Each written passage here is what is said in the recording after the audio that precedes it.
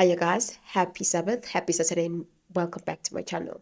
The National Police Commissioner Fani Masemola said that the Namhla'S case has been interdicted. And to someone who doesn't understand or think that that is just another English word, but in law, it's a really big word, which means that this case has been halted, has been stopped. The investigations are not continuing. And this is really, really alarming. The police commissioner obviously refused to disclose the reasons as to why the case was interdicted. But in this video, I wanted us to look at the probable reasons why this might be the case. So yesterday, Fani Masemola said this about the Namhla'S case when he was asked in the ad hoc committee.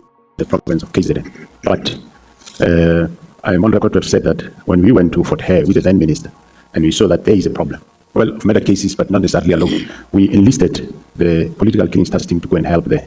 So the fact that they took Namhla'S docket is not to say we classified as political killing. All we wanted was we wanted people that can be able to resolve the case. That's how the team went. And the team did work on the docket until they were interdicted. That's one matter that where we don't understand how the judiciary came into being.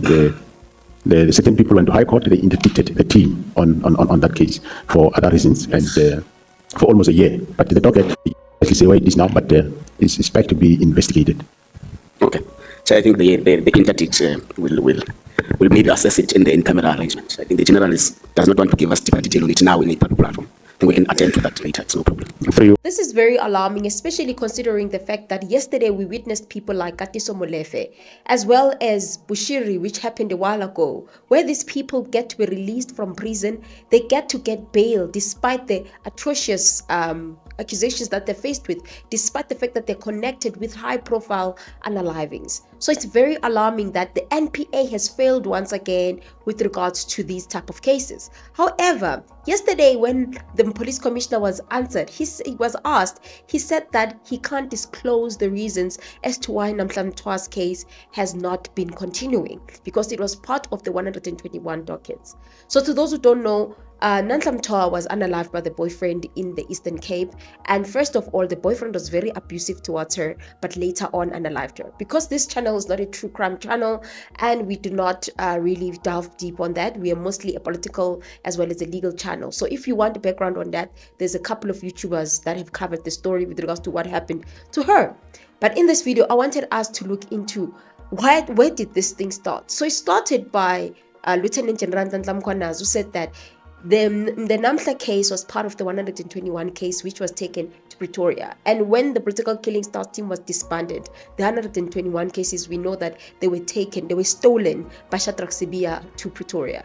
And one of the concerns that Lieutenant General Namhla'S had was that Casse kept on going to Mtwa's family, saying that no, they're dealing with this, they will assist the family, they will get to the resolution. However, he did not disclose to the family that they've disbanded the team that had that case. So Masemola was asked, as you guys have heard, as to whether this case forms part of the part of the political unalivings, and he said that no, not really, because it was said a long time ago that not all 121 cases are actually politically motivated, but it's just unalivings that are considered high profile, and Mtwa's case is also part of those cases that are considered high profile.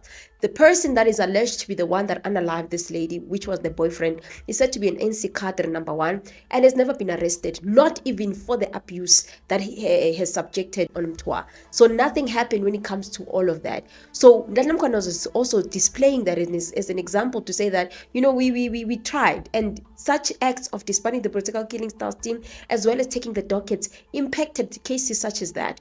To my shock, what Masemola said is very shocking that actually, even when they took the case to Pretoria, there was an interdict, which means the NPA interdicted.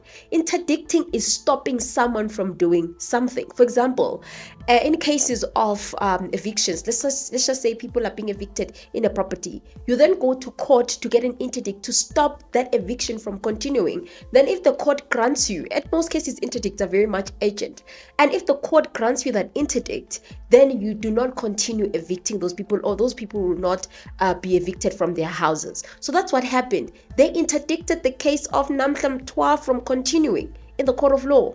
Very alarming, guys. Really, really concerning. This is just a good example to show the incompetencies, not just from the police, but also from the NPA as well as the judges.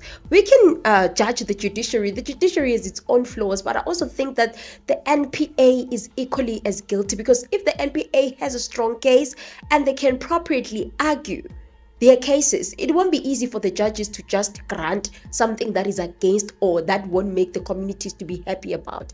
But the fact that these cases are won by people like Ktiso Molefe and people get interdicts, and these cases such as the Namhla'S case does not continue, that should give you that concern, that cringe of what is the NPA actually doing, because the police have investigated. But then what should the NPA, why is it that the NPA cannot make the argument, go to court and argue the case? Why do they fail?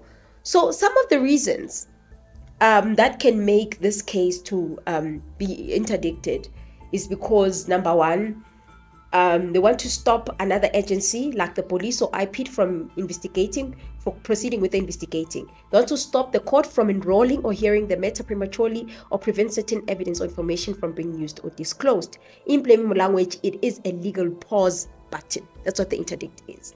So, number two, the possible legitimate reasons a prosecutor might interdict a case is because it's sometimes procedural or strategic. It was not really sinister. Examples of that including incompetent or weak docket. Number two, it concerns the jurisdictional confusion, paralegal investigations, and protection of witnesses or evidence. And then number three, the darker or controversial side, why the public gets suspicious police officers when it's because in politically sensitive or high-profile cases, interdicts can be seen as a tool to delay justice or shield powerful people. Critics of the NPA, the prosecutions often say interdicts are used to buy time for accused or politically connected individuals, block embarrassing or politically damaging revelations, undermine or investigators like those who exposed corruption or political interference. In the Namhla'S case, many South Africans suspect that certain people, possibly with political or police connections, were being protected. If a prosecutor interdicts such a case without transparent reason, it immediately appears like obstruction of justice. Number four, if a prosecutor misuses an interdict, it can be challenged in court for abuse of power. It can trigger a complaint to the National Director of Public Prosecution. Parliament or the Justice Portfolio Committee can summon the NPA to explain.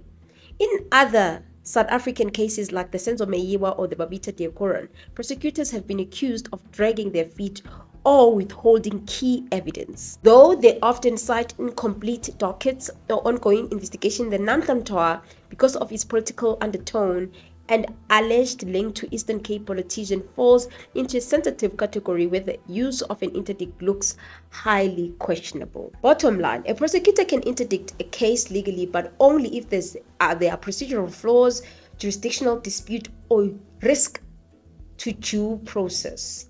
So this is very problematic, guys. I don't know what you guys think about all of this. Do you think that this definitely something sinister? There's definitely, isandla semfene. I don't know. I'm really disappointed at the way they've been dealing with this case. Whereas they give people like Ktiso Molefe bail, but they fail to allow investigations to continue with regards to the case of Namhla'S. And I'm so disappointed also the fact that the National Police Commissioner failed to disclose the reasons why they closed the dockets, because I think that they definitely could have given us at least one reason so that we can be at rest to know that, okay, this case can still be going, or there's still something going. It's not really a bad indication. But the fact that he left us with the question, it makes it easy for some of us to make our own conclusion as to what is really going on with that case. How influential is that man from the Eastern Cape who actually unalived the girlfriend, which is Namhla? How influential? I have a very big question when it comes to the politics of the Eastern Cape. The politics of the Eastern Cape, guys, I think sometimes we ignore it, but those politics, they're very disturbing. Because even when you look at the fact that there's no service delivery, but people are still voting for the ANC, that is one indication that should show you that there's something sinister and something that is wrong there in the Eastern Cape. You might think that, no, it's because people are in the rural areas don't know. No, I don't think that is the case. I just think that there's too much political interference. And also, if you guys have seen recently, there's a lot of unalivings that are happening in Eastern Cape, and most of them, they're mass unalivings. That should tell you how bad the things are in the Eastern Cape. And I'm hoping that they're going to strengthen the work of the political unalivings task team there by the Eastern Cape, because no, guys, this is really not on. Nonetheless, let me not make this video long. Let me hear your thoughts. Otherwise, I'll see you guys on my next upload. Bye.